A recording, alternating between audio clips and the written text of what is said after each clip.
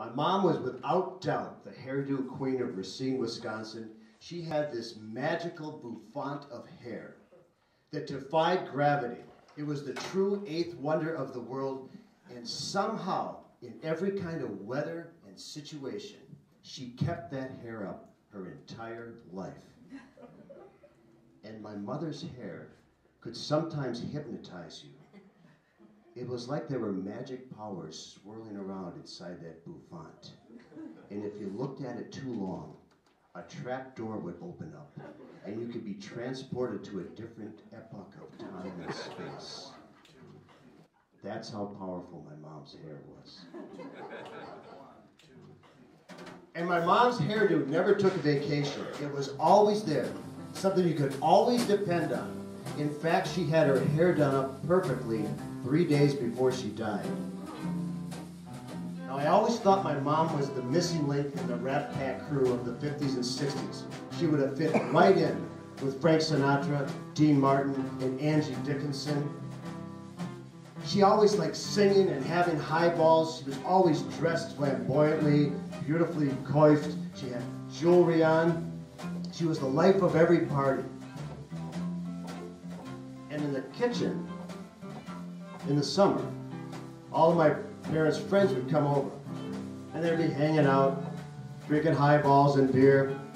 And my mom had a great voice, and she loved to sing at the first opportunity. And her best friend was a guy named Bob Smith, and he had a beautiful voice.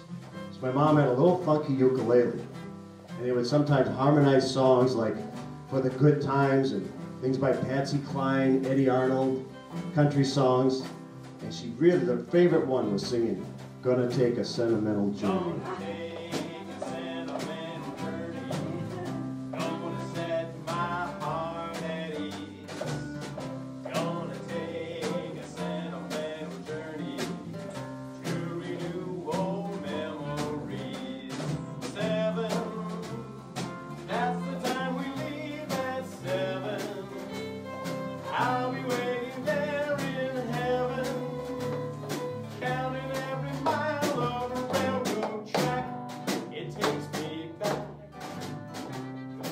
One thing my mother was not was a naturalist.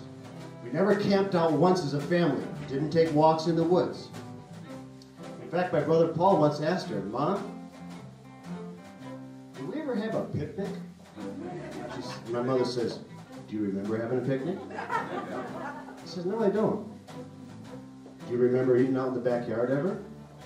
"I don't remember that either, Mom." "Why is that?" And she looked very serious. She says, "I hate bugs. All bugs, always have. Can't stand them. That's why we eat indoors." I was about 30 years old. I came home. I was visiting. And they had an air conditioner. And somebody had thrown a blanket on it haphazardly. Hadn't taken it off for 8 months. And inside of this blanket, a beehive grew. And one day, the bees went in through the air conditioner, came in the kitchen, and stung my mother, absolutely freaked her out. She locked herself in her bedroom. I came home.